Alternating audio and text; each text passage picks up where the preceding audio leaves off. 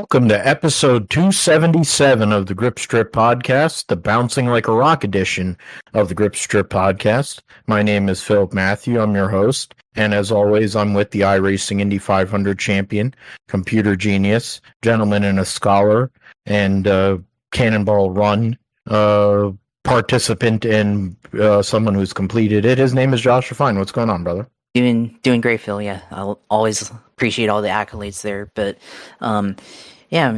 doing great here and getting closer to football season. But we still got a lot of NASCAR to talk about, and of course, a lot of stuff happening in Iowa this weekend. So, and also F1 as well in Hungary. So yeah, ready to get into it.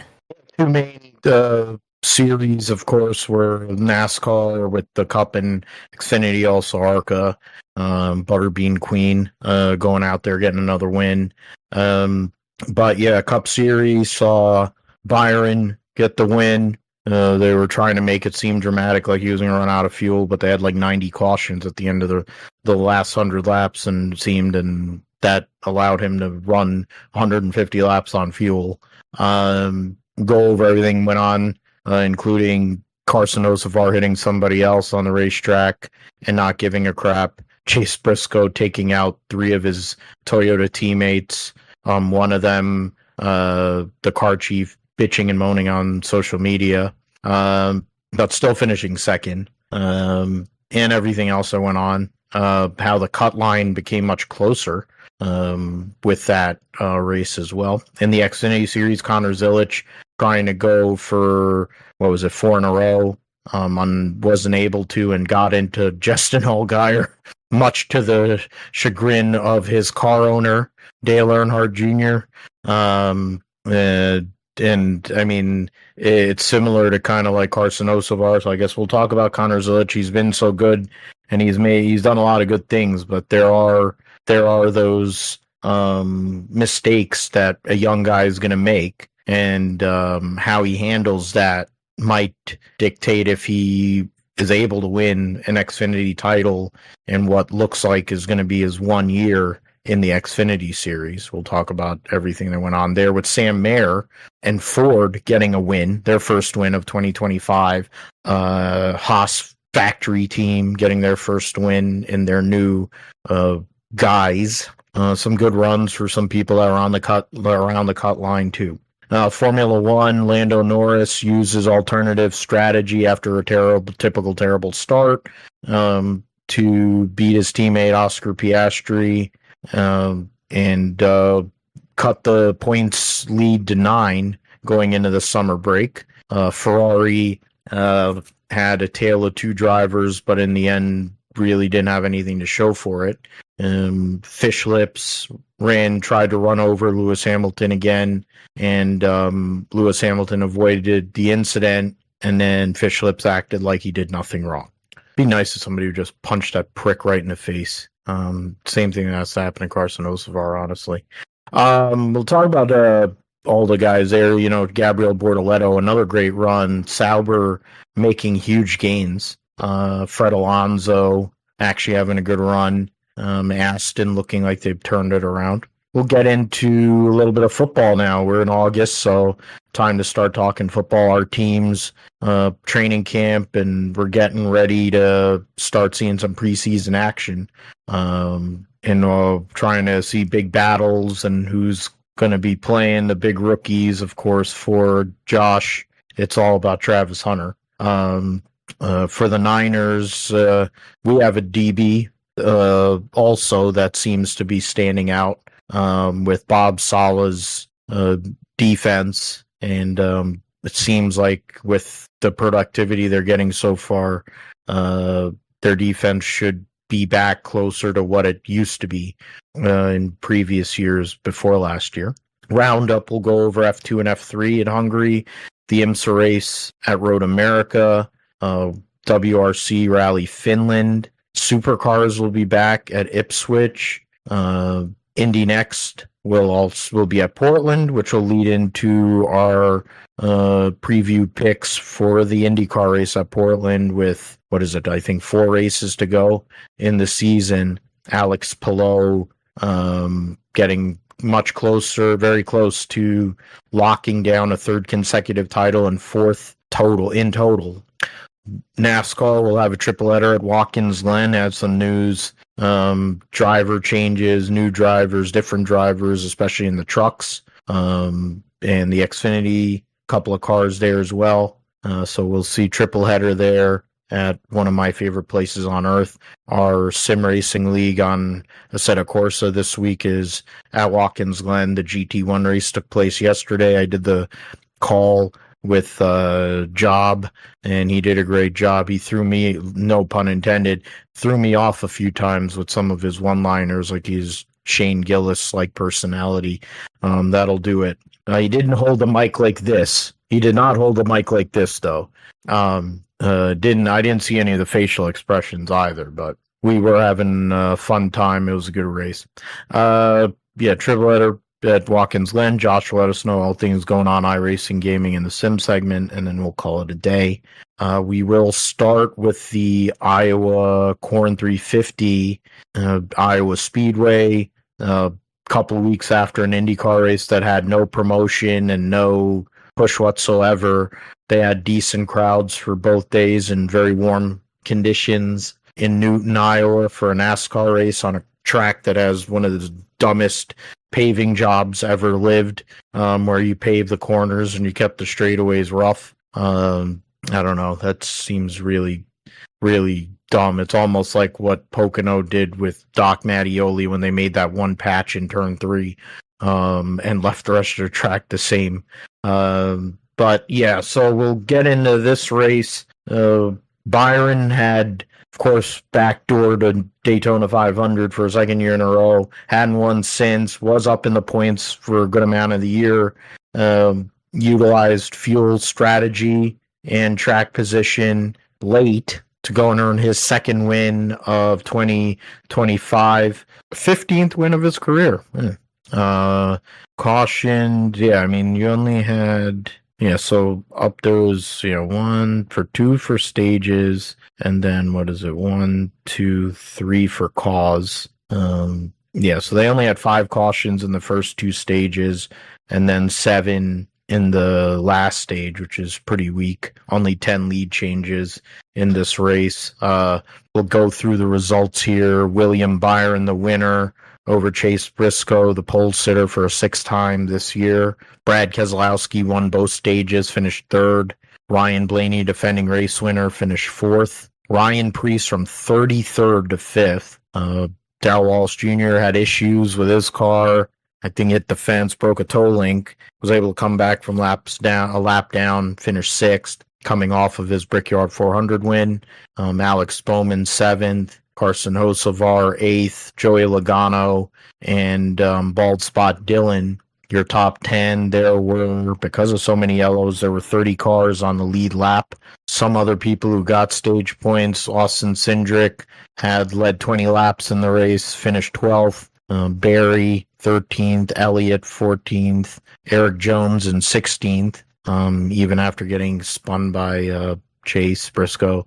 AJ Allmendinger in 18th. Kyle Busch 20th. I don't think it was as indicative of where he was running at times. Keebler Gibbs 21st. Justin Haley 23rd. And Kyle Larson started 3rd, finished 28th. So those are all the stage point earners. The 3 drivers that were really the dominant drivers in this race finished in the top 3. Blaney had the best car late. The way the arrow is on these cars, you can't really pass once you get into that little bubble. So the fact that Briscoe was catching Byron, he basically had, I think, 1 opportunity, and then it went away, and they all stalled out. So that included Keselowski. His car, he was faster than Briscoe, couldn't pass him. And then Blaney was faster than both of them, and probably under different circumstances might have been able to pass those guys, wasn't able to. Elton Sawyer's come out on NASCAR radio this week and said that there's a thought of a minor increase in horsepower from, I guess, what they're at 670 right now to like 750 again. Denny Hamlin was yelling on his show about, changing the package, the aero package for the short tracks, along with the fact that, and it's come up in multiple areas with the tire, because the tire just doesn't wear, which is a typical bad year thing, where they make rock hard tires that'll start cording at 60, 70 laps. They're more of an issue. I mean, they were failing tires at Indy, which, I mean, Goodyear tires failing at Indy has been going on for decades. I find it fascinating that you can fail tires at a track that is as smooth as Indianapolis, but I guess maybe it's a heat problem there. But William Byron went out there, won that race. Was he the best car? I don't think he was. He did lead the most laps. Benefited a lot from them yellows, track position, and now is back in the points lead to trying to get those 15 playoff points, which will be crucial. It's a battle between him and his teammates, Josh, for that regular season title at the moment. And, you know, for Byron, good for him, 18 points ahead of Clyde. And right now, in terms of playoff points, I mean, he's tied for third right now in playoff points. So those 15, if he were to get them, would be huge for his opportunity to win a championship. You know, you got 4 drivers within 51 points there. So, I mean, credit to Byron, credit to the 24 crew. Hendrick cars were fast all weekend. The Gibbs cars were for, I mean, at least a couple of them. The 20, I feel like, and the 19, 2311, you know, so usual suspects there. But Roush also had a great day in general, at least the 60 and the 6 did.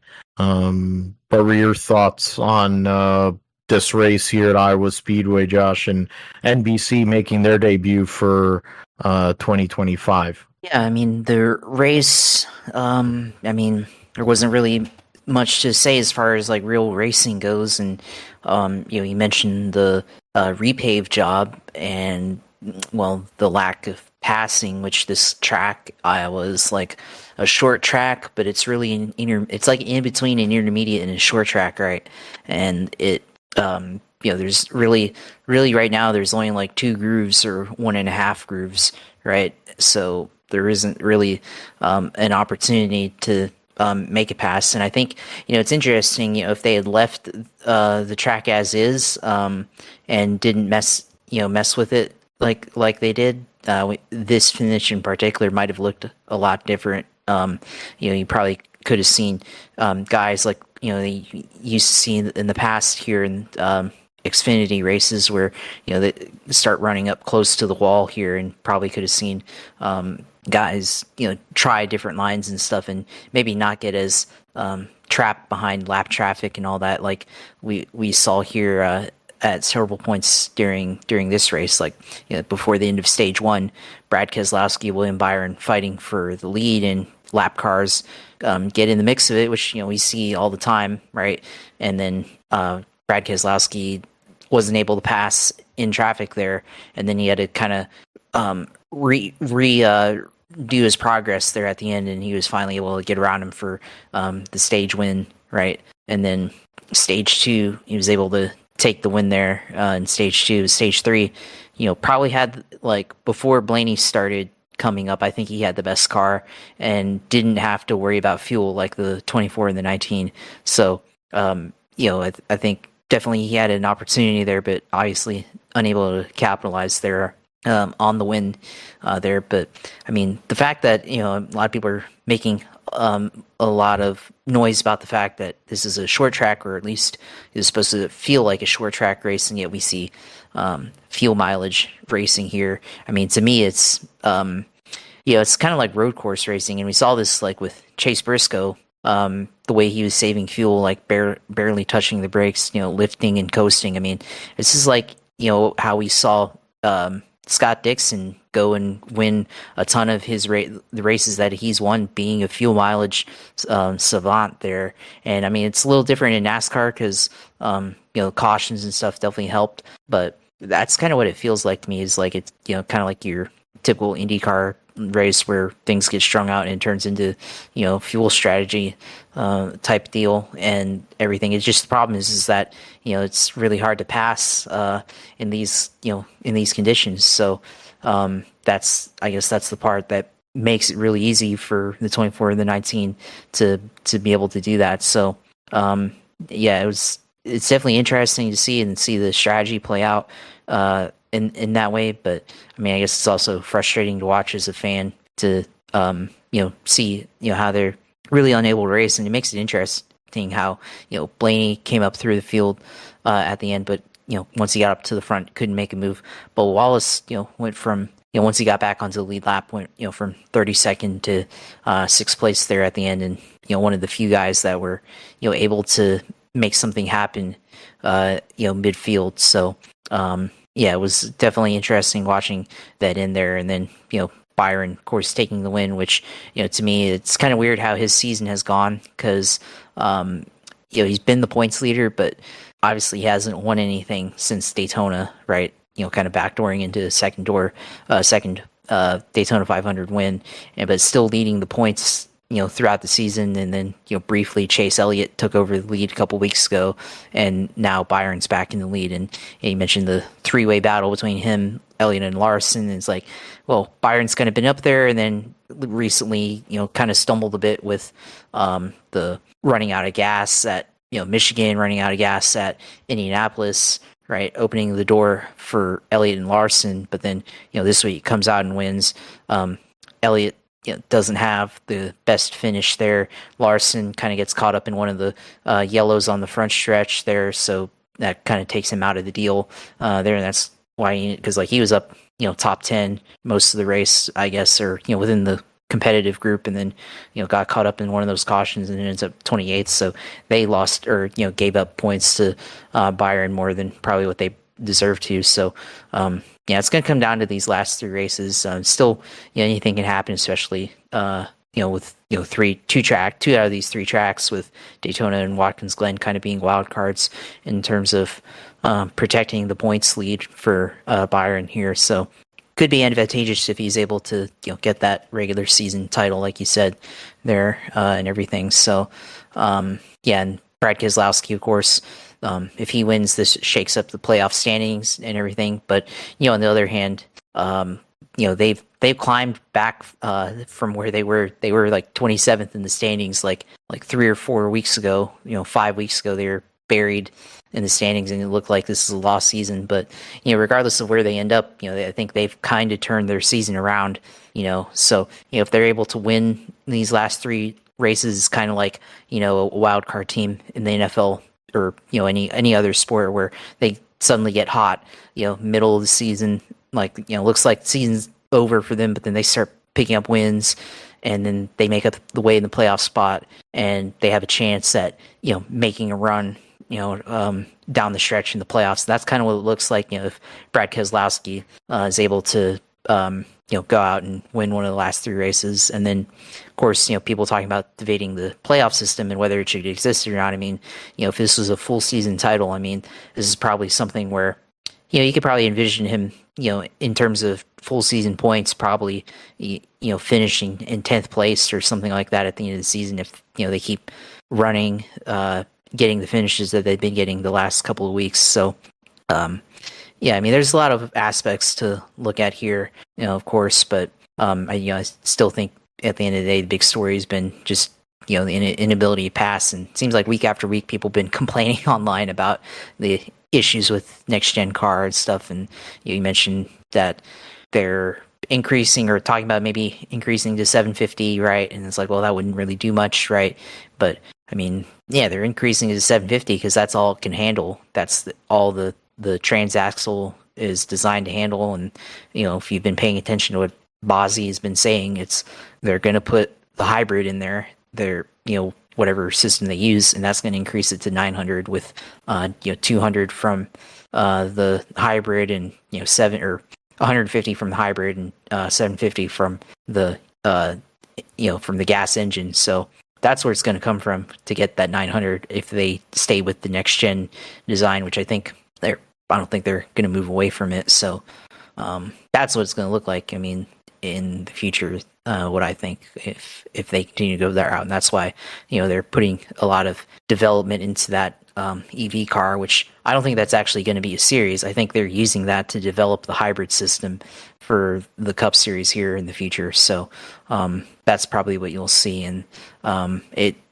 feel like not enough people have kind of put that together. But that's, once you read that and you see what they're doing there, you kind of understand that that's kind of the direction that the Cup Series is going to go in the near future, kind of joining all the other series now that have, hybrid power, F1, Formula One, IndyCar, and IMSA, and all those series. So, we'll just have to wait and see if, NASCAR, other than that, they make any other changes to make this car more raceable in traffic. And I think that's where the curiosity is going to be in regards to the underbody, the under tray, and also the tires. Dale Jr. joking around about where are single lug people at? And with TJ, and I think that's one of his gripes has been for a while, because you only really see that in like sports car racing, IndyCar racing, whatever. But then even in IMSA, you have Michelin Pilot Challenge where they have cars, they have 5 lug wheels. So I mean, and that's a Jim France vehicle, so it seems weird, but whatever.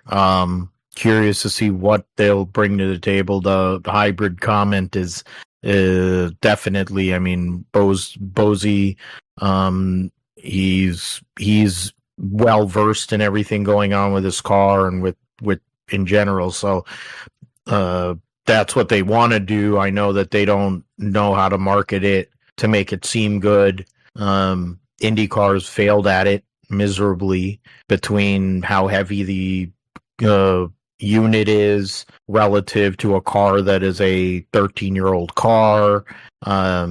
I think it's made the product worse in certain ways. We'll talk about it a little bit later, I guess, but it's like, I think it's part of where, Alex Palou's domination has come from, is when they made this change to the hybrid system. It wasn't like he was struggling to win races anyway, but it's almost like once they made that change to add that to the car, he's been basically lights out.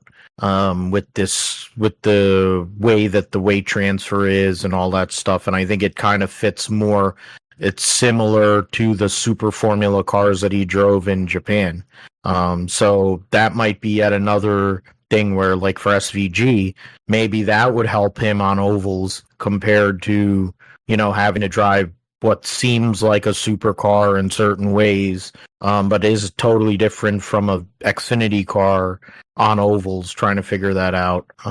But yeah, we'll see what happens with that. I mean, you need to have horsepower. The ARCA cars were the fastest vehicles at the racetrack last week, which to me I think is not great. But does it really matter that the Cup cars are not the fastest cars there? If the racing was good, I don't think so, but the racing wasn't great. The ARCA race had more action, and that's large. I mean, granted, you only have about 4 or 5 legitimate cars, I guess, or I guess it was an East and a national race, so they had a few more competitive cars. So instead of there being like 4 cars that were good, I think they had like 8 cars. But like you're able to go. The tire they had was a better, I think, tire for the track. The ride quality of the cars, they're not full on bump stop cars, I don't think. So that might have been it too. But yeah, we'll see. I mentioned the points, the top 4 there with Dennis Hamlin. And of course, he missed the race for the birth of his son. So you consider that's one less race, and he's 51 points back. Most wins on the season and most playoff points. Bell, Reddick, Blaney, Briscoe, Bowman, and Darrell Walsh Jr., your top 10. Chris Buescher just outside the top 10. There are 3 drivers, including Buescher, that have not won. So we have, right now you have 13 winners so far this year. Reddick's plus 122, So basically, an epic meltdown would be the only way that he doesn't make it. Bowman's plus 63. Buescher on the cut at plus 23 over Ryan Preece. So right now, you got all them Roush Fenway guys. You have Keselowski having a battle to win a race to get in. You have Buescher, who has won at all three of the remaining tracks. You have Preece, who has never won a race and is running the best he's ever has in his career. There's intrigue with that. You add the likes of AJ Allmendinger, who, of course, road racing specialist. So, and has made his name in Cup car or in Xfinity and Cup also on short tracks. So, opportunity possibly for them. Keselowski's actually 19th in points, which is crazy to think how bad his season started, that he is now 19th in points, ahead of Josh Berry, ahead of other guys like John Hunter, SVG. So I mean, I guess the other thing we'll talk about, I mean, before we move to the Xfinity series, was kind of like the lack of, I guess, wherewithal. And I think that was across both series on restarts where people were making like dive bomb bonehead kind of decisions. Elliott and Larson had a kerfuffle. You had Briscoe, I guess. I mean, Eric Jones cleared himself across the nose of 19 car. But, whatever. Eric Jones, it's not like they run very well all the time at Legacy, it seems. So they want to be butthurt. That's one thing. He did wreck Reddick again, and his buddy Chris Bell running 3 wide on a restart into turn 1. That was ill-advised. And then, of course, Hocevar cleaned out Zane Smith and then was getting yelled at by Ryan Bergenti, the crew chief of the 38 car. And he, typical of Carson Hocevar, shows no remorse. I know Briscoe's done it before and he's owned it and tried to apologize for it, and people don't like it, and that's fine. He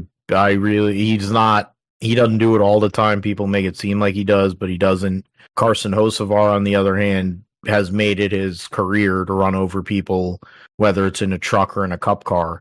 And Hamlin's came out about it this week that, he always brings up Logano and Keselowski because he's always had beefs with both of them.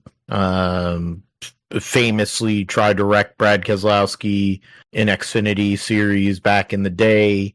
Ran over Joey Logano multiple times. I guess for him spinning him at California and breaking his back or whatever. I mean, is there a lack of, is it just desperation in some of these cases, or are we seeing just a general lack of wherewithal and respect, especially with some of the younger drivers? I mean, with Carson Hocevar, doesn't seem to have a lot of awareness. Even if Jeff Dickerson says that they talk to him and whatever, it's almost like it's a bit for him, and it's almost like a TikTok thing where he wants the social media clicks. Like he's like basically doing Noah Gragson shit except with talent, that's basically what he's doing. Because to me, it's like it's the same thing with fish lips, which we'll talk about later. What is the point of no return where somebody's just going to send you in outer space? Like, I don't understand maybe it's because this car, you can hit the car and you hit it in the bumper and it almost like launches it forward. It doesn't like move you and get the rear wheels off the ground. That might be what it is. I don't know. But I think it's disturbing that things like this, like people do that sort of stuff now.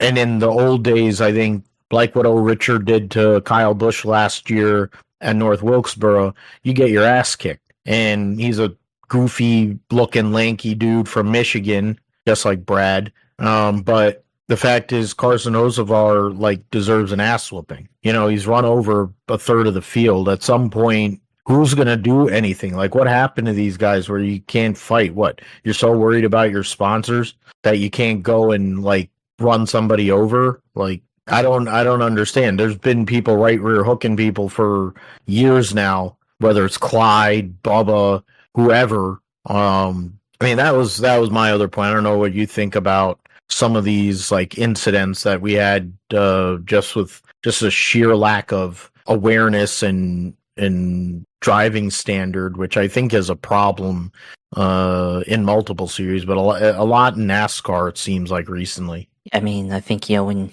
you have a car that is really hard to pass, right? And, positions are at a premium, you got to either send him or, pull a slide job that 90% of the time won't actually work and try to get by him. And then, that kind of creates the aggression level, putting people on the wall, etc. So, and also, the fact that we have stage points now and the whole winning your in deal. I mean, I think it's by design. So just creates more, cautions and all that kind of thing.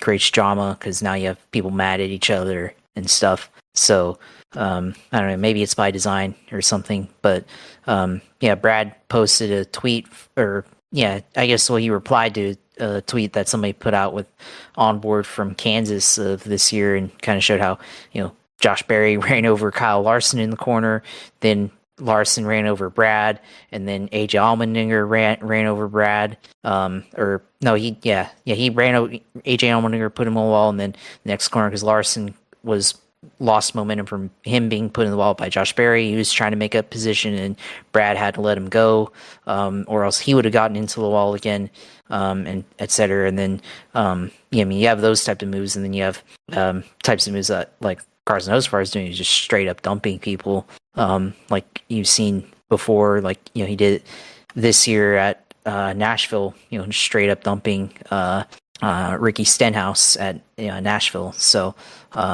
Or other tracks where he just flat out, put somebody and spun him out. I mean, it's supposed to take a lot to, spin somebody out in this car. So he's figured out a way to wreck somebody in, these cars where, you got the big tires and, everything, and the amount of force that it takes to, wreck somebody, put him in the wall. Like, he's figured it out. So I guess we got to give him credit, because people are talking about how it really takes a lot of effort to be able to wreck somebody in these cars, and he's done that. So I guess he's the prototypical driver that NASCAR wants.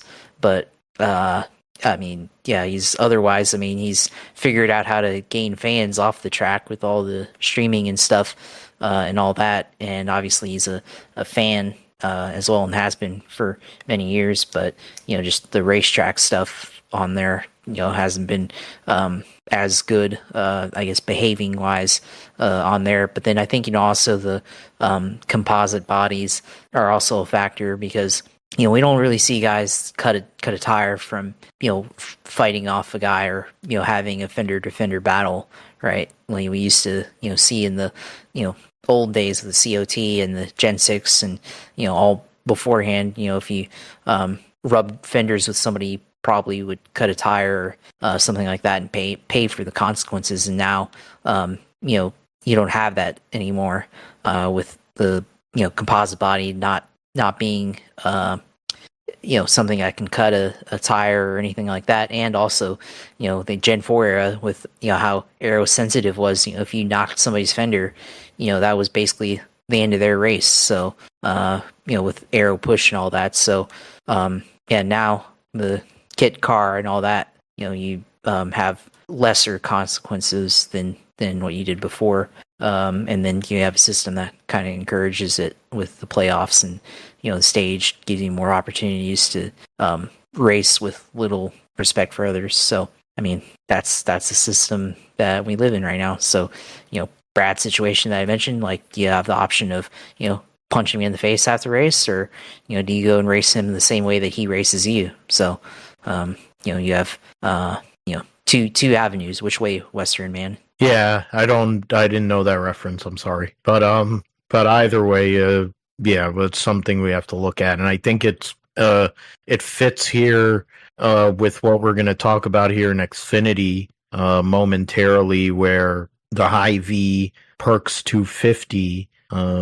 goes and sees Sam Mayer, beneficiary late in the race of restarts and stuff, to get his first win. Repeat at Iowa. Jesse Love, who qualified on pole, finished second. Ross Chastain won a stage, finished third, and led the most laps. Connor Zilic led the second most laps and finished fourth. Had to come back from penalty and running over people and doing whatever. Harrison Burton, Hocevar in the 11. Creed, Ryan Sieg, Carson Kvapil, and Christian Eckes. So you had 4 Fords in the top 8. So great day for the Ford camp. This race, there were 23 cars on the lead lap. Bruckshot Jones, who finished second in stage 2, was 23rd. Daniel Dye wrecked, but he didn't finish 36th. Jersey's own Thomas Annunziata, his father's close friends with one of the guys I race with in the Sim League, so always watch him. He struggled on Saturday, but he's still learning.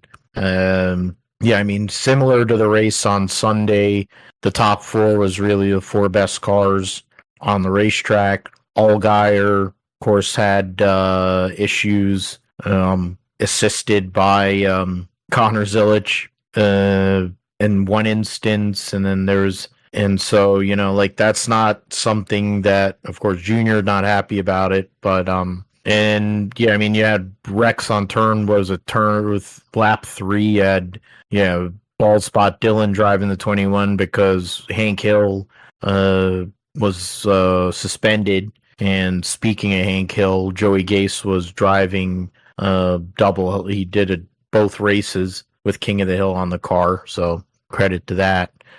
With adult now, they've actually moved it up in age and whatnot, and Bobby's supposedly this sushi chef or something now, which is an interesting story now that he's an adult. But anyway, Mayer gets the win. He's been third in points for the vast majority of the season, and just needed that win. He's been super consistent, showing a lot of maturity.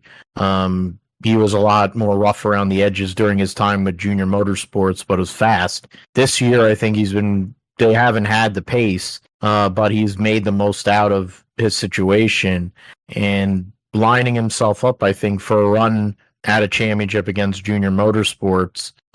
Crucial, I think, that they did get the win, going against a couple of the guys that he's probably going to have to battle in the playoff in the besties, Jesse Love and Connor Zilic.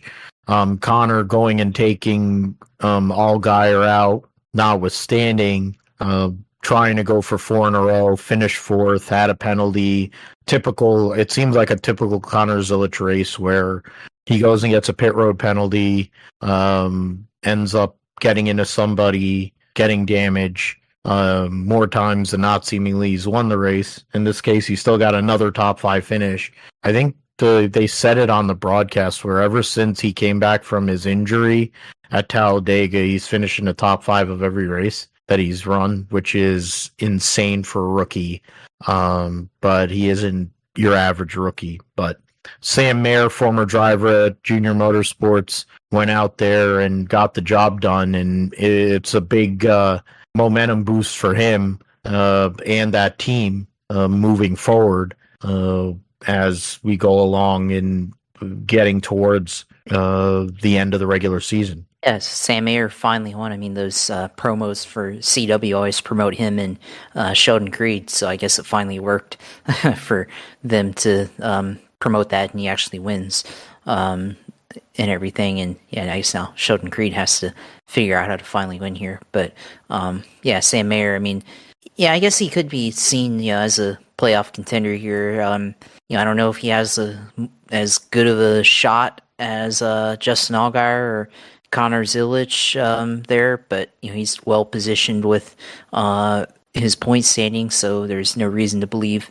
that he wouldn't be there at the end of the playoffs. So yeah, we can see him there. I mean, and is going up against Junior Motorsports, and he himself is a Junior Motorsports guy, so it wouldn't feel all that different, if he were to end up being the guy over there. So, I mean, he was able to be there at the end, of course. Zilich got into Chastain, who got into Allgaier there, of course, and that was obviously not a good look for Junior Motorsports. And I think talk about Connor Zilich and things he needs to better clean up. I think that's one of them right there, and obviously that goes back to what we were talking about with the Cup Series with the driving standards. Of course, I mean Connor's done a great job so far this year, obviously, but it's one of the couple of areas where you look at how he's ran throughout the year, and gotta clean that up and do less of that, because we've seen him where he's kind of raced like that too, and kind of gave up some wins early in the year. So that's definitely a part of that there. So and then there's the Corey Day incident with Dean Thompson. That was another incident that happened in the race where they had a bit of disagreement there. So that was one of the highlights I saw from that.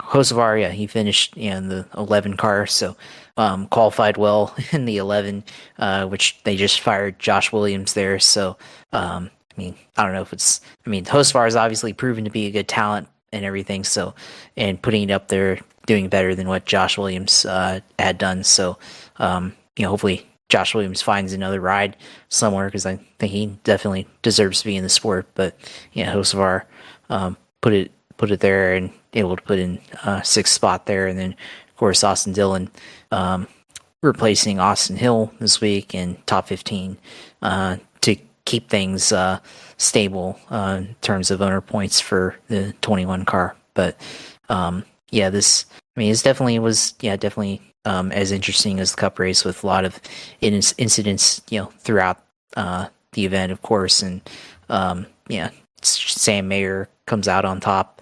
and now we could see him in the playoffs as a guy making it to the Final Four, which would be big, especially for Haas coming back into the Xfinity series. And after their reorganization last year, going up against Junior Motorsports, kind of shows that they definitely have, at least in the Xfinity series, they definitely have a lot of strength there to be able to go up against the bigger teams like RCR in the Xfinity series and Junior Motorsports.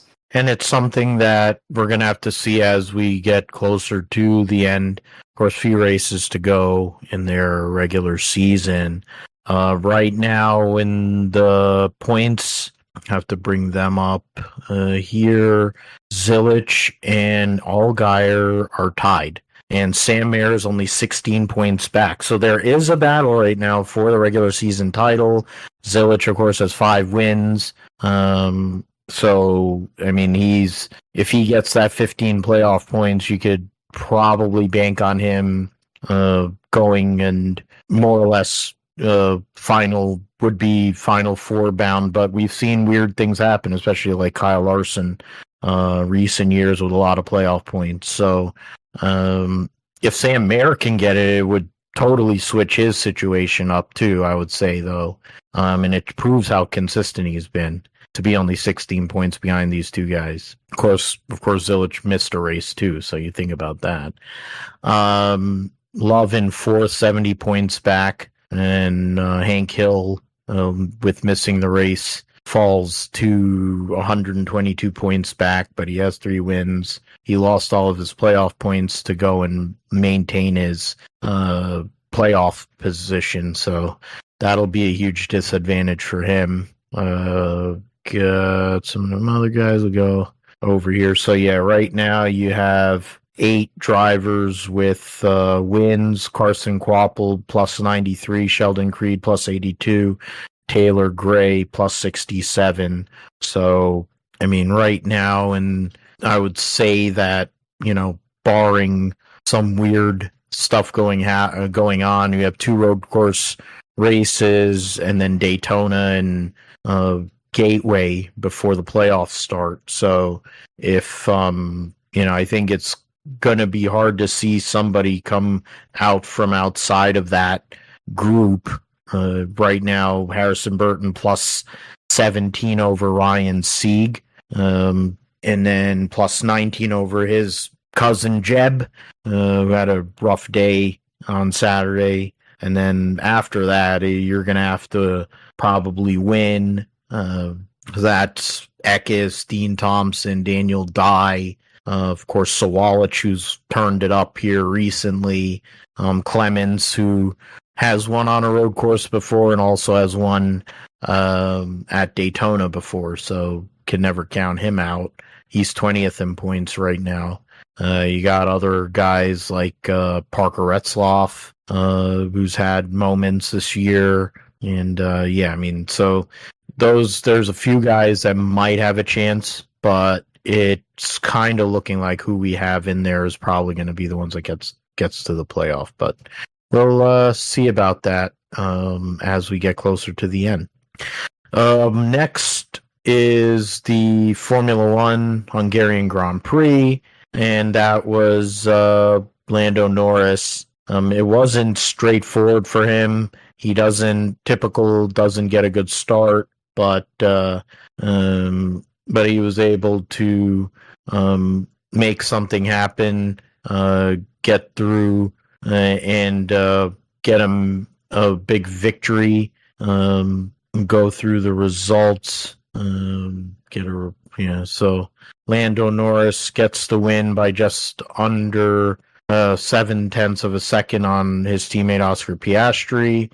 George Russell finishes third after bitching and moaning. Granted, Charles Leclerc did make some questionable maneuvers, but George Russell being dramatic. Fred Alonso fifth, Gabriel Bortoleto sixth, Lance Stroll seventh. So that's the best, I think, Aston Martin's run all year. Liam Lawson was eighth out of Fish Lips, who was the last car on the lead lap. Kimi Antonelli gets a point.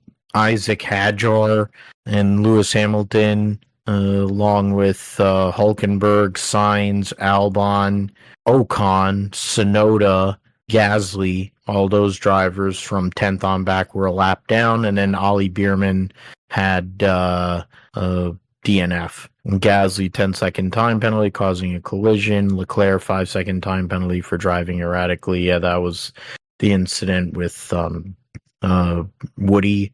The Leclerc, he won the pole, and then he made it for Piastri. Yeah, so Leclerc and Piastri, but on two-side finals, behind the one stopping Norris when Leclerc. Yeah, so it looked like Piastri was catching him. The race was kind of meh for a good amount of it, and then Piastri started catching Norris.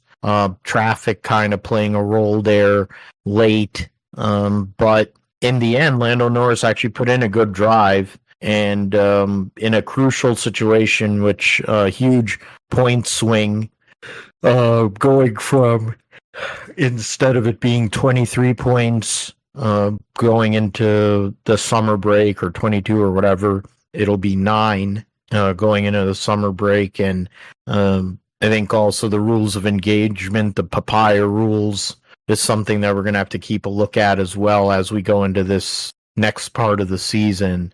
But McLaren going out there doing what they had to do. Constructors, they already won that. But the battle for the World Drivers' Championship I think is going to go all the way down to the wire. And qualifying is going to be big. No matter what, but I think it's really going to be big amongst those two guys. And if the likes of Leclerc or Russell or Fish Lips are able to kind of barge in there and interfere with their battle. But McLaren benefit after that first round of pit stops, really. And Leclerc had issues with his car late. And, what are your takeaways on the Hungarian Grand Prix, Josh? Yeah, I think for me, the championship was probably the biggest takeaway there, with Lando scoring a win. I think Piastri, we've been praising him a lot lately, and it seemed like this would be his title to win here, and it probably will be in the end. But as far as making it interesting, Lando goes out, gets a win, swings it kind of back into his direction. Now he's only 9 points behind Piastri here in the driver's standings as they go into summer break. So that's to keep pace with Piastri. I mean, that's big. So I guess they'll continue trading wins throughout the rest of the season. Going forward. So it should be interesting to see how this kind of plays out here, and if it makes the championship at least a little bit interesting to watch. It's not a complete runaway for Piastri, and Lando's able to kind of keep him within distance to potentially come down to a really exciting title fight. It'll be big for McLaren, but also big for F1 and everything. I mean, maybe we see a title battle like 2021 or something where it ended up coming down to the final race, the final lap. I don't think it'll be that dramatic, but could it be something where they come down to a pivotal moment and one of them ends up on top? So that's kind of where I look at that for the title there. But obviously Leclerc won the pole, but then he didn't really have much during the race and all that, which I've seen some comments online about how Ferrari's been performing this season, and just seems like to me if they focused on just picking up good finishes rather than wins, like trying to go for like the 10% chance or whatever 1% chance that they think they might win, maybe they would fare a lot better in their strategy and their performances. Because obviously Leclerc had a good run, but then obviously the issues that he had, Lewis Hamilton of course had issues throughout the weekend. So there was definitely all of that to be considered there. So Ferrari probably do a lot better if they stopped thinking about the small chance that they could win, just focus on being where they are as an organization. I think they're probably obviously below McLaren, but they're fighting with Mercedes, fighting kind of with Red Bull, I guess, as that next team and everything, and they could be a lot better in that area. So obviously that was a big takeaway there for me, I guess, in that. And then of course seeing the clip of Max passing running off Lewis, I mean, kind of goes back to our talk earlier, which you alluded to as well, with the Cup Series and driving standards there. And in I'll say it seems like off track Verstappen, he's a good teammate and has I guess says all the right things, but I mean you have a point that he does drive like a madman sometimes, I guess, but especially since it wasn't for a win or anything there. So was that really warranted by Max? But kind of running him off the track like that. And you're, I guess, a place that you would pass either. It's kind of interesting to make a move there. So that was definitely not good for Lewis there. Obviously finished worst, I guess. This is his worst finish in the year as a kind of been a very up and down member of Ferrari this year, which before the race he was already not feeling it, I guess, and said that they should replace him, which that's a statement to say as a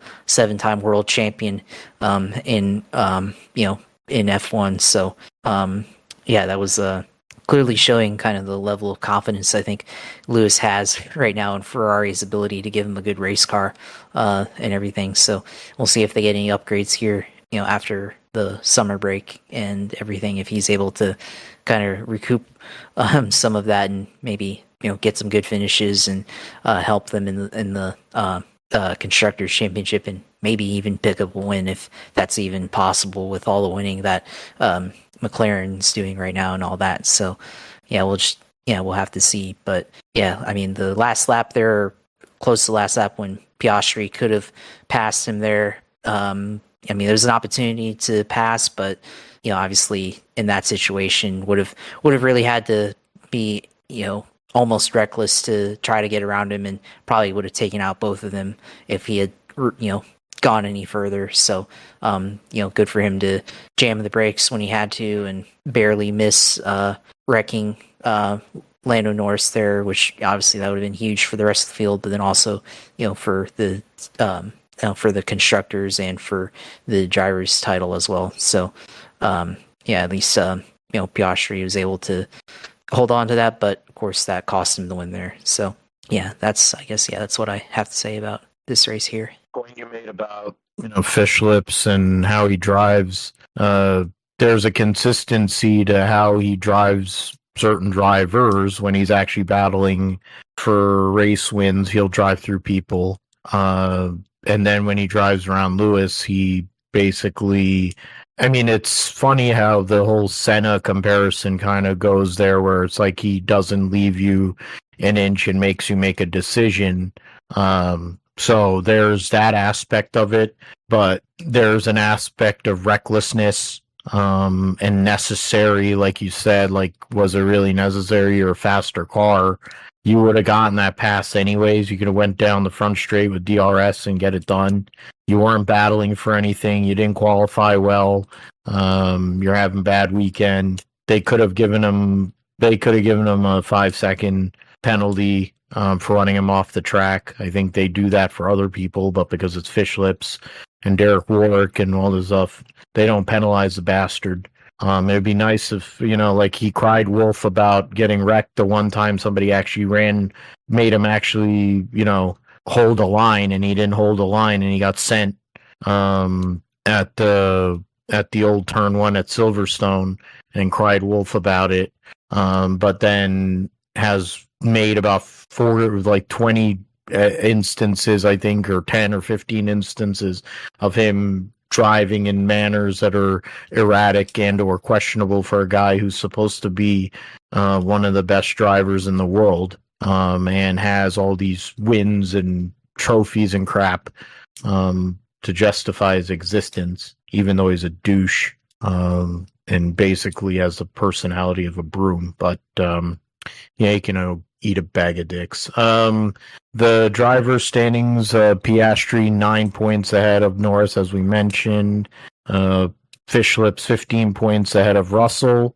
Russell is 21 points out of Leclerc.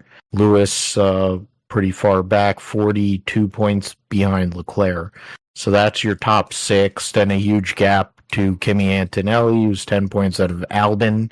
Hulkenberg in 9th in points, and then you have from Esteban Ocon in 10th all the way to Sainz in 16th is separated by 11 points. If you add Bortoleto into that, it's 13 points. So a lot could change amongst that group with the midfield there.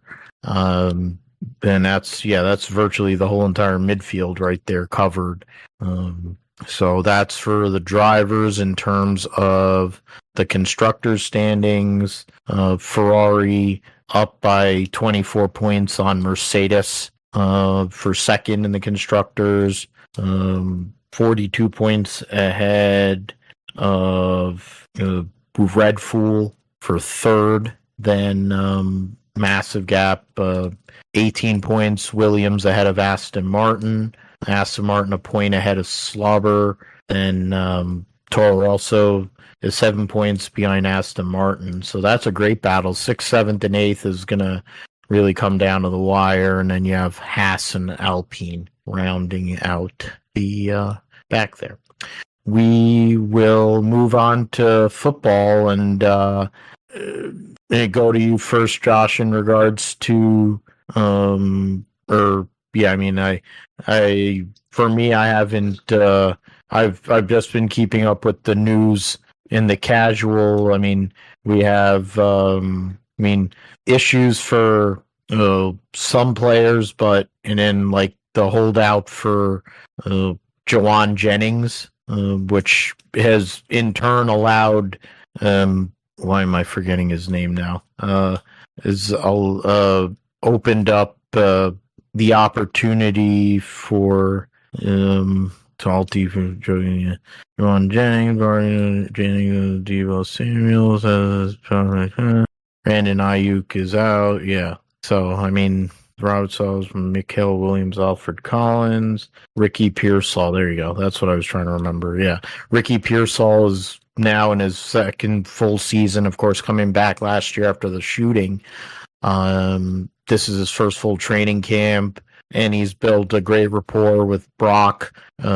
Kittle, minus the smelling salts issue, is really getting comfortable and seems to, he might be lining up to have an all-pro type of year. The way the offense, I think, is leaning, it might go back more towards GK, and then kind of from inside out. Of course, CMC is back, but how long and for how much is he going to be able to do? Garendo is now out with a shoulder injury, so depth at the running back position, something to keep an eye on there. Wide receiver wise, outside of Pearsall, is kind of questionable. Offensive line so far has been all right. We need to keep an eye on that because it's been a big weakness. Trent Williams went down last year, so that was a problem.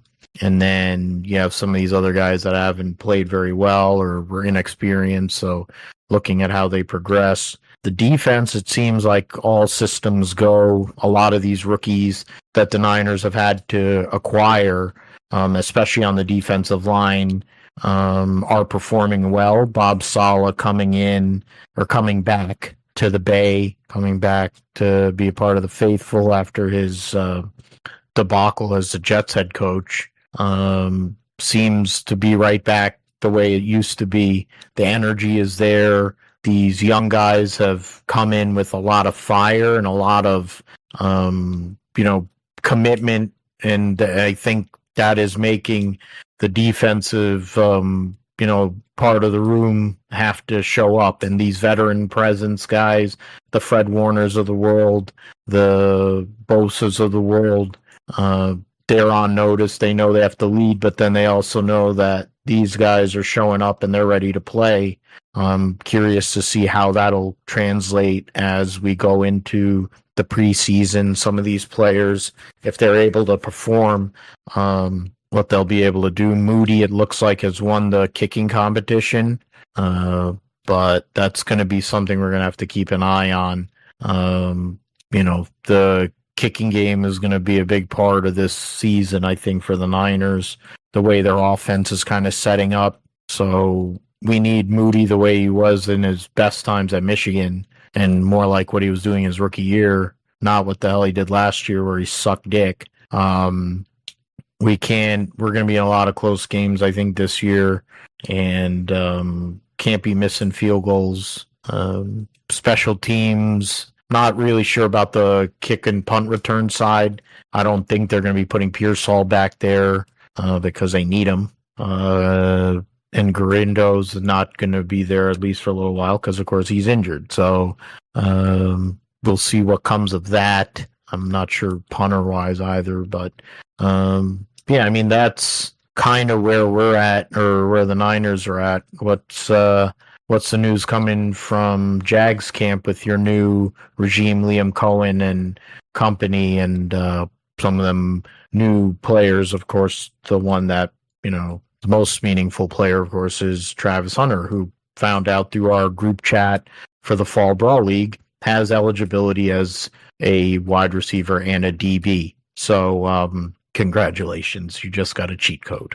And Josh probably wants to draft that cheat code. Yeah, I've been ever since like the hour that he got drafted, I've had that on my mind. So I probably, we'll see if that's comes into play here. Might be the first time someone's picked an IDP like high up than where it normally goes. So we'll see how that goes, but and everything. But I saw the depth chart get released, the first official depth chart, and they got Travis Hunter as I think second string corner. So that's probably about where he needs to be right now. Jordan Lewis and Tyson Campbell are first string, and then Jerry and Jones is second string corner, and then they said or Travis Hunter, and I'm not sure if because they didn't designate, because Jerry and Jones has played the nickel corner last year for the Jaguars, and he did a pretty good job at that spot. So I'm wondering where, because they didn't designate who would be nickel corner in this, unless this is a different system and everything. But a lot of teams now use a nickel corner, like 90% of the time now. So I'm wondering where that or who that is going to be, because if it's not Jerry and Jones, but otherwise, I mean, he's still got a lot to learn on offense and everything, and he's obviously first string there, of course, and seemed like he had a good scrimmage on Friday. Trevor Lawrence looked like he had a good scrimmage on Friday, so things are looking good there. I saw, I guess, one comment I heard from the coach is, Trevor's got to work on his progressions. So, we'll see how that goes. Obviously, the stigma that, he's just a one-read guy, at least in the Peterson system there. Now we'll see if things are opened up finally for him and Liam Combs' offense there. So, we'll see how that goes. Looks like running back is like toss-up still for Tank Bigsby versus Travis Etienne, which I think that'd make a great 1-2 punch, if they can establish the run a lot there. So looking at that, otherwise, I guess the other thing, and maybe you can give some insight here as a 49ers fan, but Eric Armstead been limited or has had little participation so far in camp with a sore back, and they think maybe he might be ready by game 1, but they don't know. So that'll be interesting, because obviously he's on a big deal here, and hasn't really played that well, really. So be interested to see if he's able to go in the regular season and stuff, and this is not just like a vacation or something like other players have done in the past, like Hugh Douglas or something like that. I saw some people making comparisons to Hugh Douglas and all that, so we'll see. But I'm kind of wait and see mode right now. First preseason game is on Saturday, I think, but I'll probably just tune in for like the first quarter, if anything, and see how that goes, and then not really gonna really get into it. I guess I have to get into it a little bit for fantasy with this league and my other league and everything, but kind of just in wait and see mode until literally the start kickoff of the regular season. And then I don't think, this is true for the NFL in general, but I don't, you're not really going to find out what kind of team you have until like the 5th game of the season, just the way that they have restricted practice and all that stuff in preseason, where in the past you kind of figured that out beforehand and all that, but now it's like it kind of takes like a couple games into the regular season to really understand what type of team you have. I agree with that. We won't know what we truly have until we get through about week 4, week 5. It's the same way. I've never really been a big preseason football or game watcher. It's more of takeaways on what's our roster status, is the people that matter upright, that kind of thing. And then fantasy purposes, being involved in the same or 3 leagues right now. Maybe I might get into 4th, but the Dynasty League that I have with Vic, we won last year. The league that the second Yahoo League that I've been in for many years, and I won that one. And then, of course, Fall Brawl, which, it is August, so it's a good time to remember the belt does belong to me. So you better have that during. Oh man, I don't know if I'll be able to be on the draft. I will be in the draft, of course, but I don't know if I'll be able to be in the call this year. But you better have that flex that during the call, just show up when you're show up when on the meeting when the camera opens. Just hold it up there and let them know. That would be. I think personally, my style, which we've had on this show, is just put it on the shoulder, wear it, wrestling style, Yeah, that's what I mean. Yeah. I might just have the ring. The ring might be here. That's the flex thing. I don't think that's where, I might have to do it. It's right here. So I mean, got my trophy for the other league. Been writing my third time winning that one. I got my placard on here updated. So 3, 4, 5 now, six-time champion. So we'll see if we can get number 7. We'll see that. Would prefer the 49ers play a home Super Bowl and win, but that's just dreaming right now. So we'll see what happens with that. And of course, we'll keep on talking about football since now we're in that time of the year, college for Josh. Also, so we'll get into some of that. I kind of wish I had a gaming system so that I could play NCAA football. I just kind of have a Jones. I want to play that game, but I'd rather have a rig. But we'll see what happens with that. Let's get into the roundup. F2 at Budapest. In the sprint race, it was Pepe Marti taking the victory over Alex Dunn and Jack Crawford.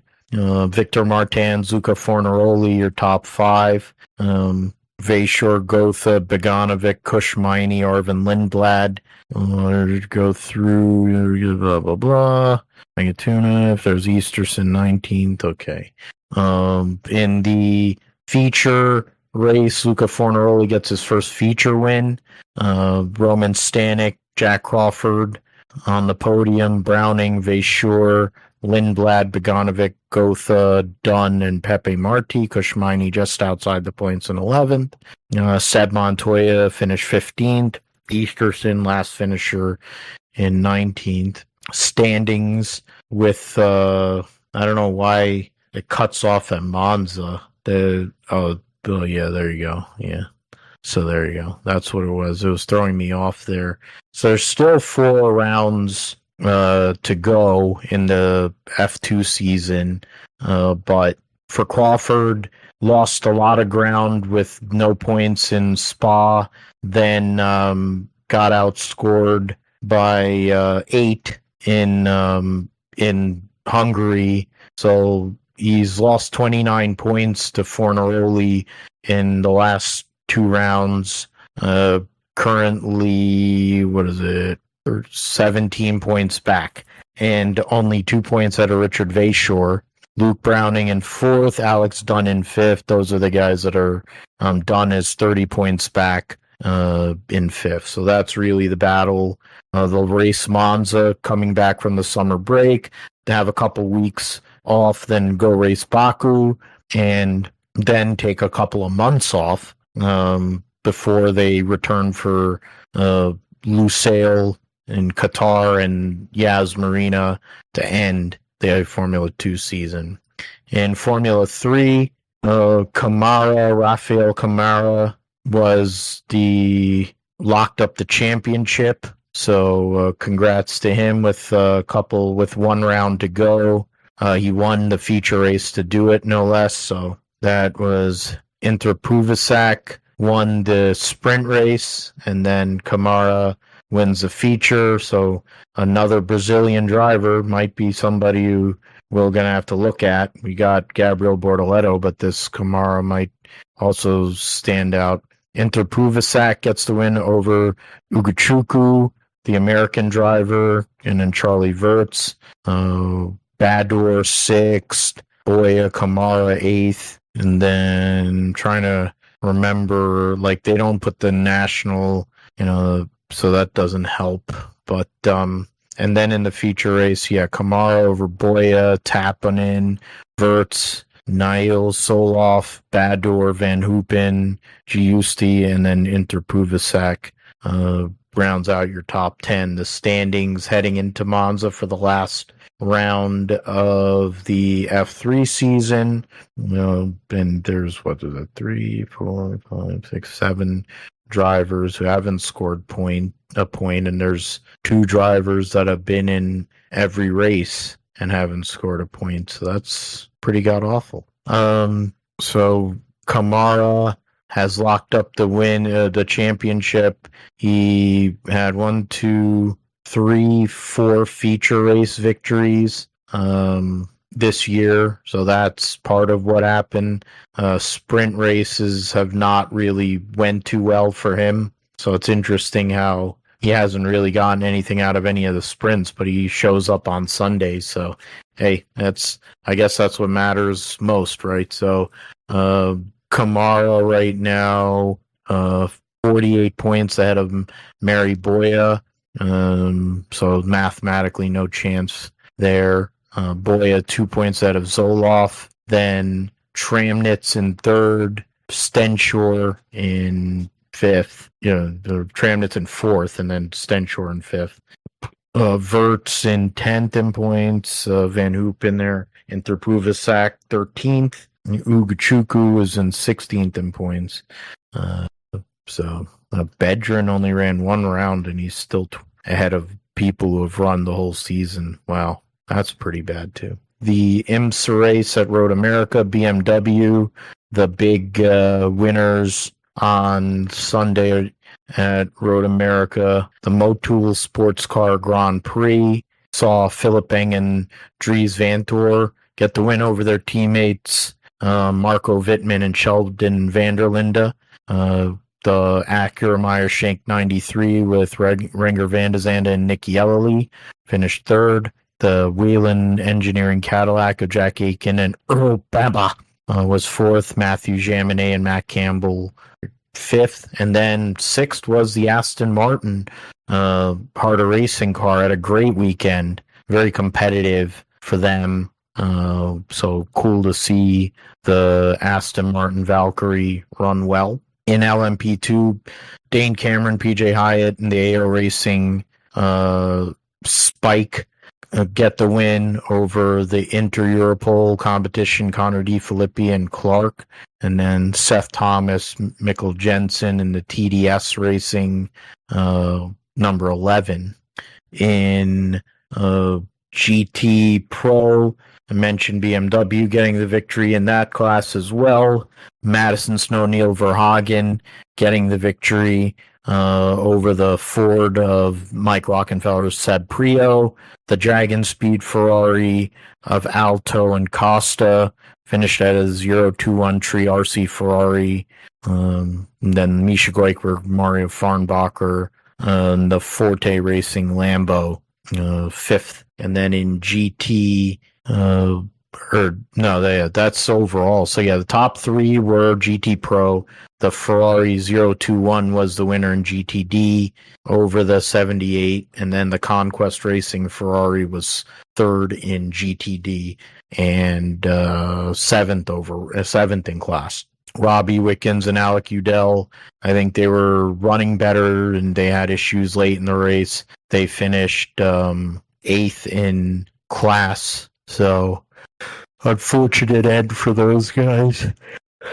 So that's the points. Jaminet and Campbell and Penske Porsche leading their teammates, Nazar and Tandy, Vanthoor and Eng in third, Yellowly and Renger van de Zande in fourth, and then Albuquerque and Ricky Taylor in fifth. In the constructors, the teams, the two Porsches and the same organization that way. Manufacturers, Porsche leading by 45 points on Acura there.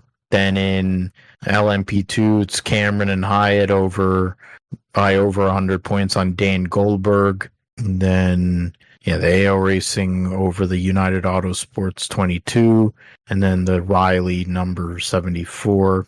It's a close battle between the Riley 74, Inter-Europol 43, and the TDS Racing for the third spot, too.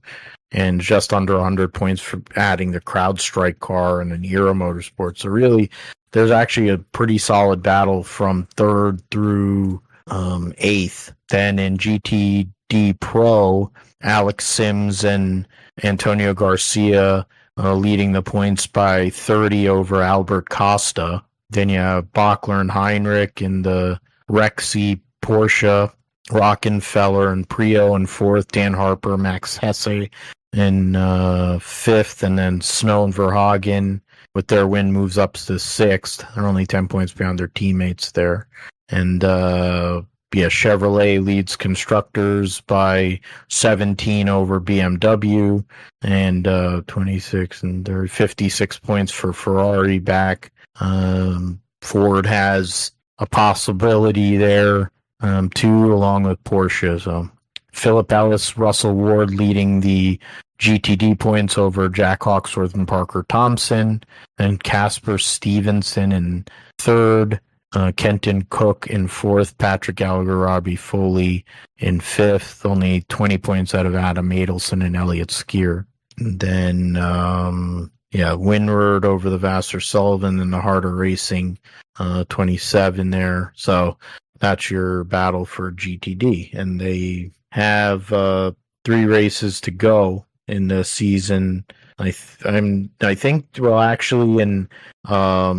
They're going to have GT only at VIR. That'll be the next race. Then they'll have 2 endurance races to end the year at Indianapolis and then the Petit Le Mans. Go and get through all of that. Move that over. WRC Rally Finland was a Toyota sweep.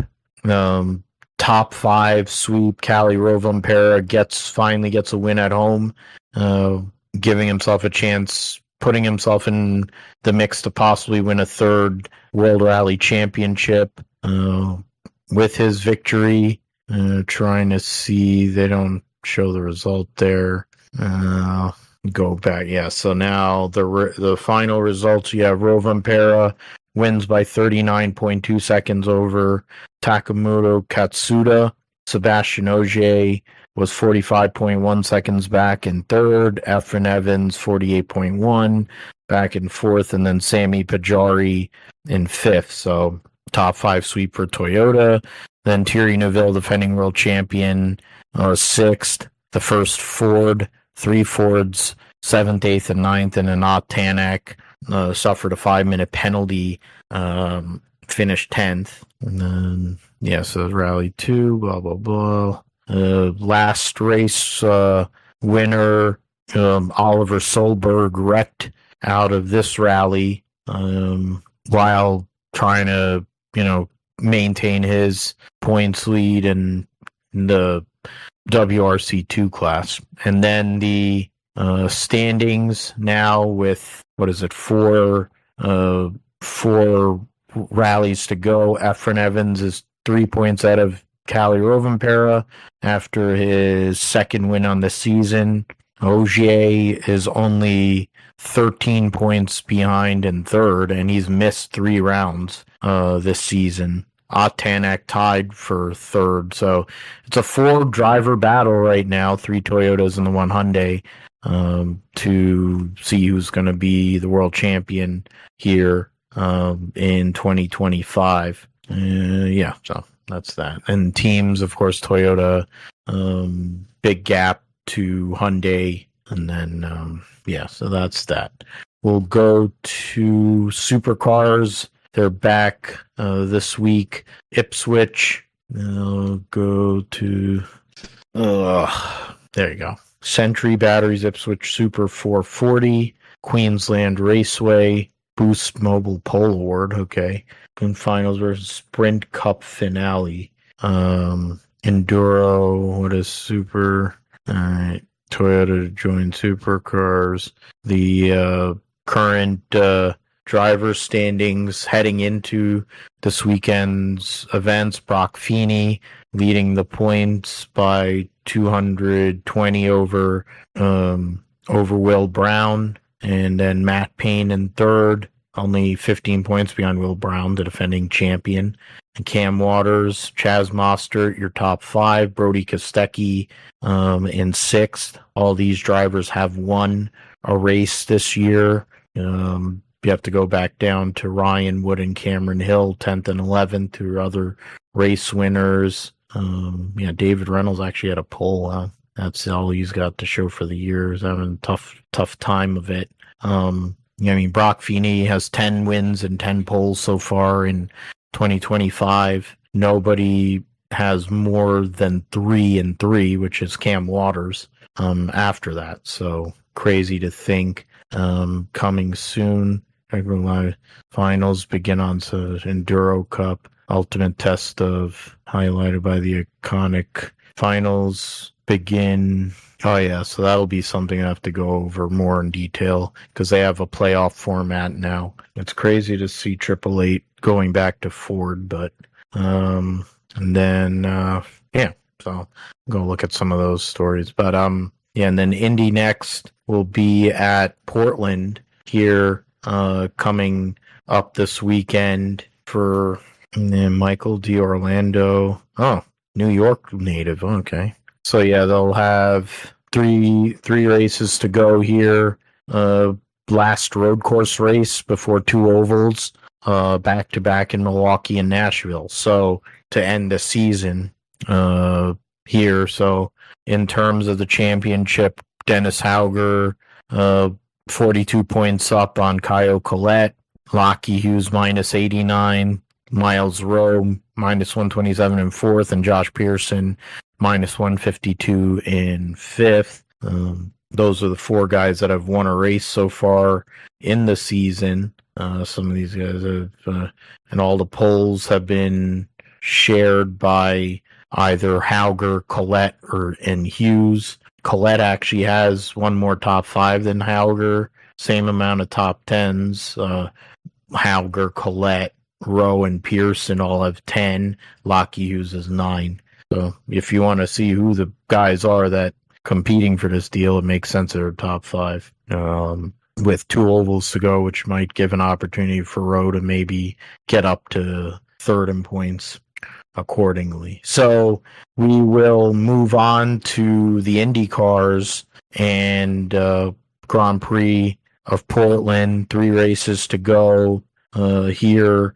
IndyCar, of course, making the announcement, Fox Corp acquiring 1/3 interest in the Penske Entertainment, which involves, the IndyCar series and part of, I think, a piece of with Indianapolis, et cetera, et cetera. But the immediate news is, can Alex Palou get the job done on Sunday at one of his better racetracks? He's won there multiple times, locked up a championship there. Does it somehow, does Pato O'Ward do enough to try and get this to Milwaukee, is the question. Or are we looking at a 4-time IndyCar champion here coming up on Sunday? I picked first last week, so you'll get first dibs here, Josh, in regards to the IndyCars at Portland. Yeah, I'm going to say that, I think Palou wins the title, but I don't know if he's going to win the race. I don't know. I'm going to say he's going to win the race, yeah. To make it easy, let's say that, because then we get into hypotheticals there. So, I think he wins the race, but I think good wild card here. Good wild card here. I'm going to go with looking at the standings. I'll go with Kiffin Simpson as a wild card this weekend. And it's a good bet after coming off of his first career podium at Toronto. So good momentum there for him. So we'll put that with Kiffin Simpson wild card. I'm going to be a homer and I'm going to say Pato gets the win, but wins the race, but Palou still locks up title with my wild card selection. Going over here. So 14. Yeah, you pick Kiffin Simpson. I'll go with Louis Foster. Why not? Who cares? He's been good on the permanent road courses, qualified on pole at Road America. So we'll see how that all works out The first of the triple header at Watkins Glen will be the NASCAR Truck Series Mission 176 at the Glen. Going to be 36 for 36, so nobody going home. Sawallich will be in the one truck. Caden Honeycutt, who got let go by Nice Motorsports because he's supposedly signing with Tricon for next year. Will be driving the 02 for Youngs. William Lambrose in the 2 for Rayung Brothers. Kyle Busch in the 07 for Spire. Sammy Smith in the 7 for Spire.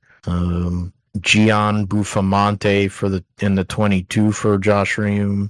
And we'll go through something. Ross Chastain in the 44. Connor Zilic in the 45. Replacing Caden Honeycutt. Chris Bell driving the 52 this weekend, former Truck Series champion. He'll be, after that, Honeycutt will drive that truck for the rest of the season.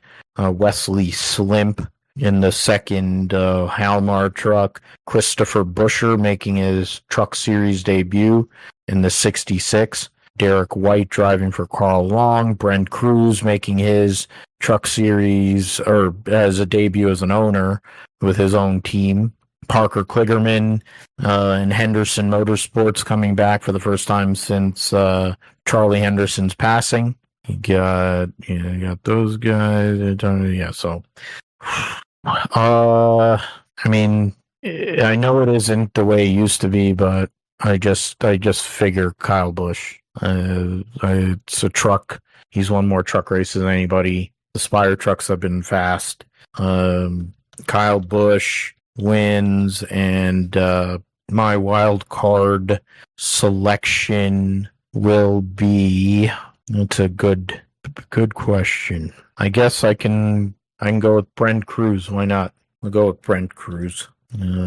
Wild card. How about you, Josh? Well, I'm gonna go with Connor Zilic to win here which he's running a Nice truck this weekend, so that'd be like its best ever run in a while. So yeah, I'll go with Connor Z here, and wild card. I feel like there's not really great choices here this week, but you know what? I'll say Timmy Hill.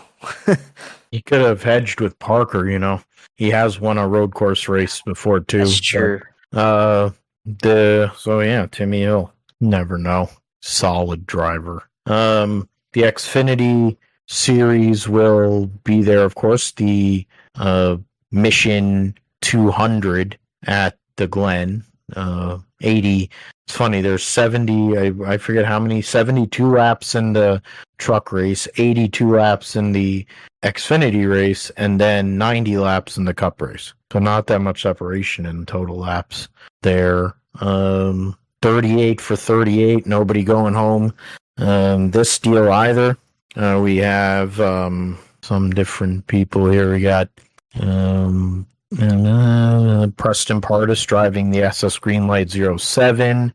SVG will be driving the 9 for Junior Motorsports. Michael McDowell in the 11 for Colleague. And Riley Herbst in the 19 for Gibbs. Kaz Gralla, 24 for Sam Hunt. Then you got Austin Green for Jordan Anderson.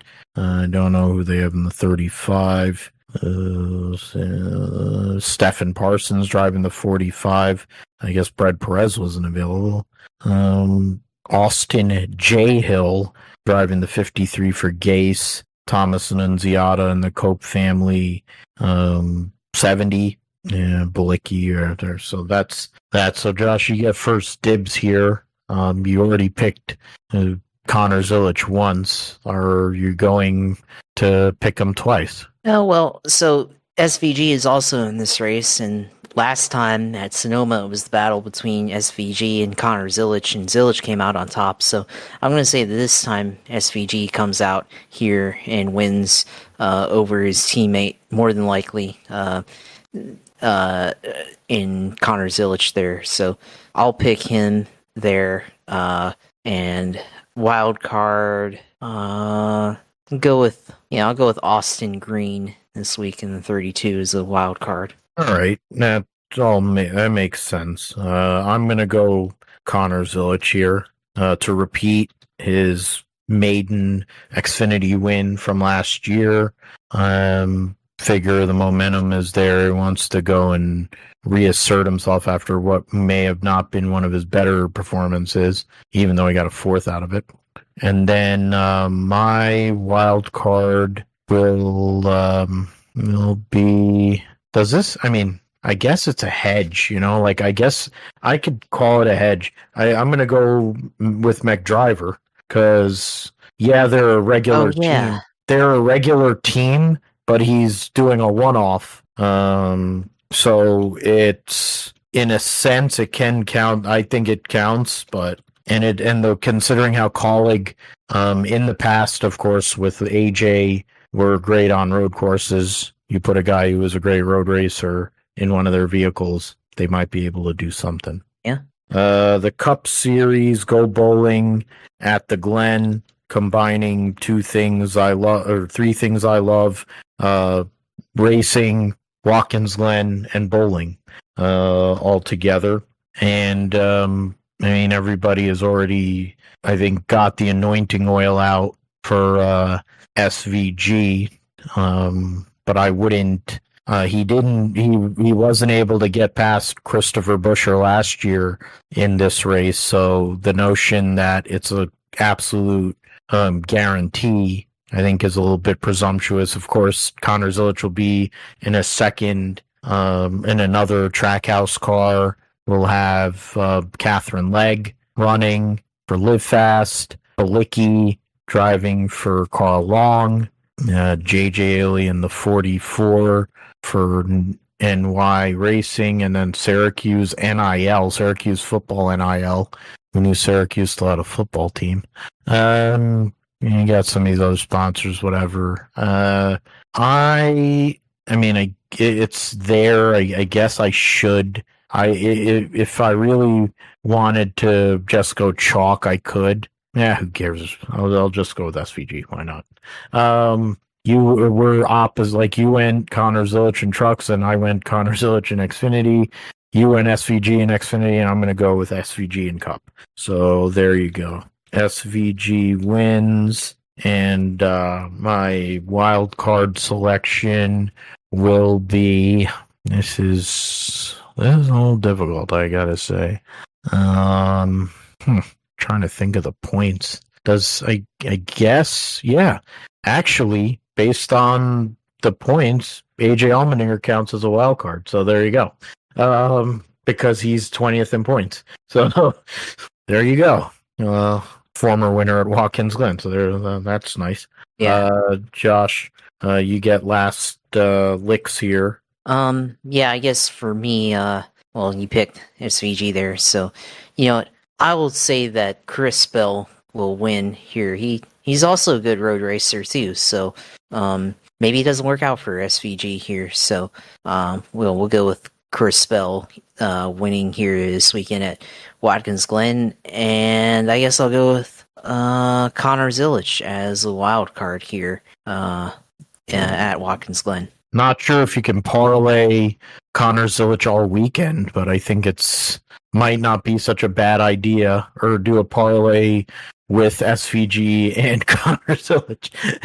That would be. You say that, and I gotta fix. So I haven't placed any wagers and anything because you used to be able to do this on Hard Rock, but lately I've been able every bet for NASCAR is counted as a separate ticket or slip. So I don't know. I gotta see if there's some other way to do this, or if there's a special way that I haven't figured out, because it wouldn't let me. So might have to see what I can do there. So yeah, we'll see what happens there, and maybe I'll throw one down this weekend. But yeah, that's something to look at here with two sure bets, two sure things we think at Watkins Glen. Yeah, and I mean, sure things going out there, being able to win races, be competitive. That goes and leads into your sim segment. So let us know what's going on in iRacing and gaming in general. Yeah, I mean, this week really, the news of the day is iRacing with their NASCAR 25 release here this weekend, or this, coming up in a couple months, but they've released the Cup driver roster here. Interestingly enough, they don't have Connor Zilic here. I mean, man, like, how do you miss out on having Connor Zilic in the Cup Series in this game? So I guess maybe he hasn't raced enough, maybe, but you got let's see here, pull up the list of names, but Connor Zilic is actually omitted from the Cup. I mean, he's in the Xfinity Series, yes, but in the Cup Series, in NASCAR 25, they don't have. It looks like they don't have him there, so that's an interesting choice to make. But yeah, he's. I have the NASCAR 25 Cup roster. Yeah, now it's been released, but Cup driver roster. Yeah, what do you mean it's been deleted now? Where is it? Cup driver roster. Yeah, they have. They have Corey LaJoie, right, in the 01, but you don't have Connor Zilic in the 87 there. But you do have Elio Castroneves in the 91, even though he didn't do anything in the Daytona 500. Like, he just made the Daytona 500. And you have Josh Bilicki and Chad Fincham both as double entries for the same car number 66. So that's an interesting choice to make there, and everything. And then I saw another post. I guess you're going to start out in the ARCA series and work your way up, kind of like what the old games were, where NASCAR 2004, you had to start out in the Whelen Modified Series, I think, after you beat Ryan Newman in the street race. NASCAR 2003, I think you just had to build your own team and work your way up. But once they implemented the Truck Series and the Busch Series in NASCAR 2005, you were able to play with in the fight to the top mode that they had as the modified series all the way up to the Cup Series. So yeah, it looks interesting there. So we'll see how that goes. Of course, this week iRacing, you got Watkins Glen on the horizon. So yeah, Cup XFinity truck at Watkins Glen there. IndyCar at Pocono in the Oval Series fixed setup series. The 87 cars are at Atlanta 2008. You've got the Gen 4 cars at Indianapolis this week. Sports car side, got the iRacing IMSA series at Daytona. You got TCRs at Road America. IMSA Michelin Pilot Challenge at Road America as well. On the sports car side, Global Endurance Tour at Daytona International Speedway. I think for 6-hour race on Saturday, I think.